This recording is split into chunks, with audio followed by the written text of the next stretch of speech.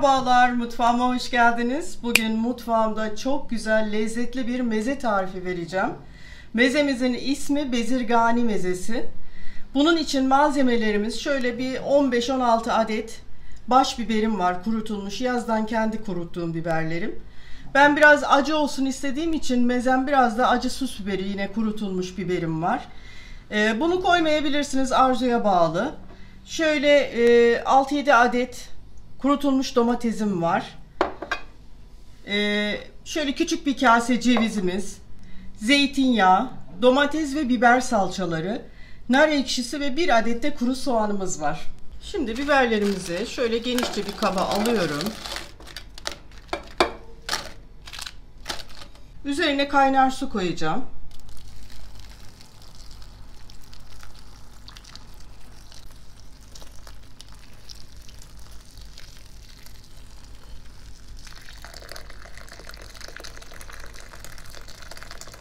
Şimdi kaynar suyu ilave ettim. Şöyle üzerine tabak kapatıyorum.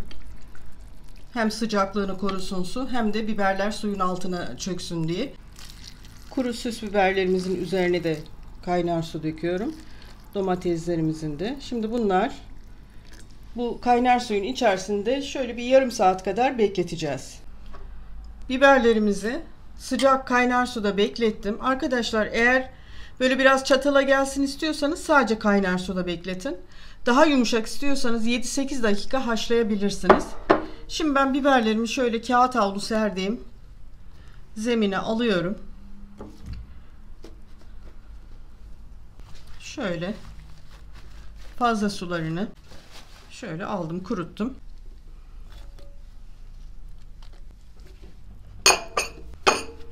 Domateslerin de fazla suyunu alıyorum.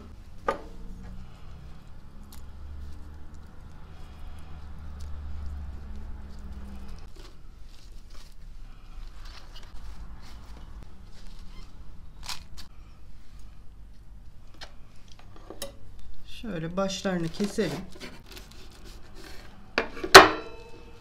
İçinin çekirdeklerini temizleyelim.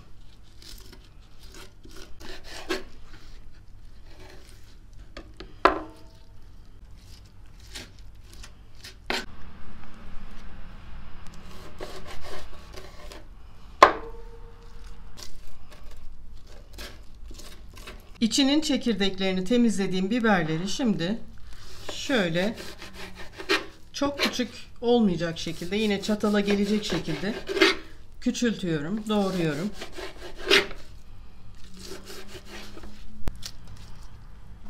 Bunlar çok küçük olduğu için içinin çekirdeklerini almayacağım. Ama sizler kullandığınızda almak isterseniz arzuya bağlı alabilirsiniz.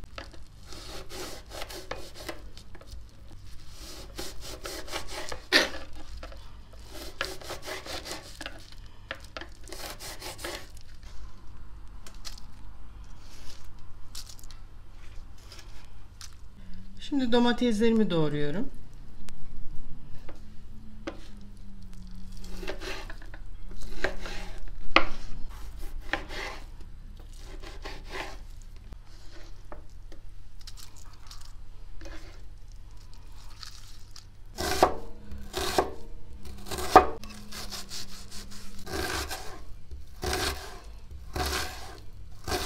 Bir adet orta boy kuru soğanımı yemeklik doğradım.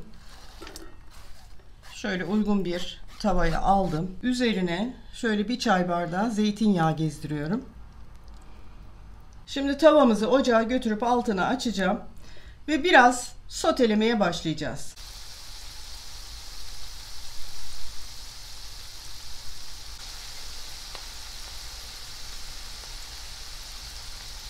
Burada bir çay kaşığı biber, bir tatlı kaşığı da domates salçası var. Onları şimdi soğanlara ilave ediyorum.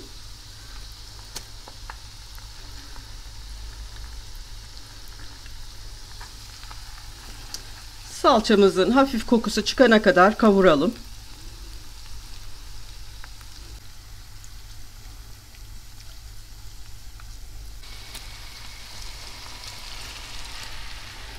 Doğradığımız biberleri ve kurutulmuş domatesi de ilave ettim. Şimdi birlikte pişirmeye devam ediyoruz.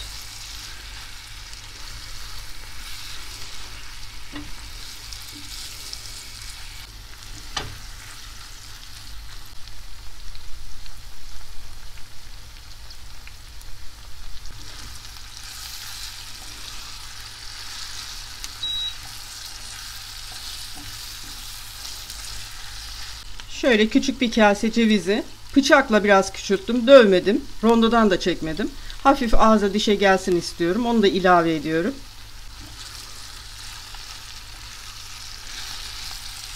Altı çok açık olmasın. Hafif kısık bir ateşte yavaş yavaş. Lezzetlerin birbirine geçmesi lazım.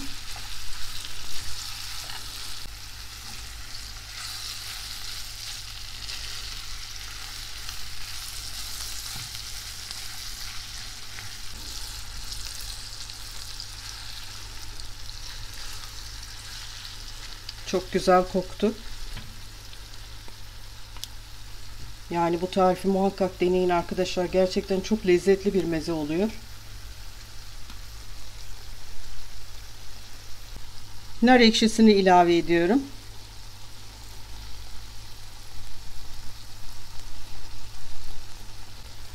Ve altını kapatıyorum. Ekşisini, acısını arkadaşlar siz kendi damak zevkinize göre ayarlayın.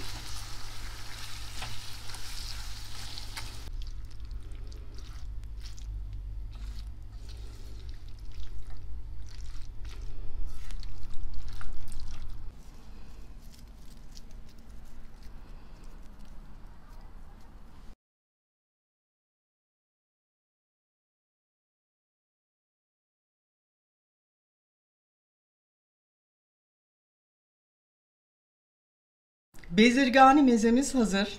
Üzerine en son şöyle bir yeşil ton oluşsun diye maydanoz ekledim. Şimdi bir tadına bakmak istiyorum. Gayet güzel bir meze oldu.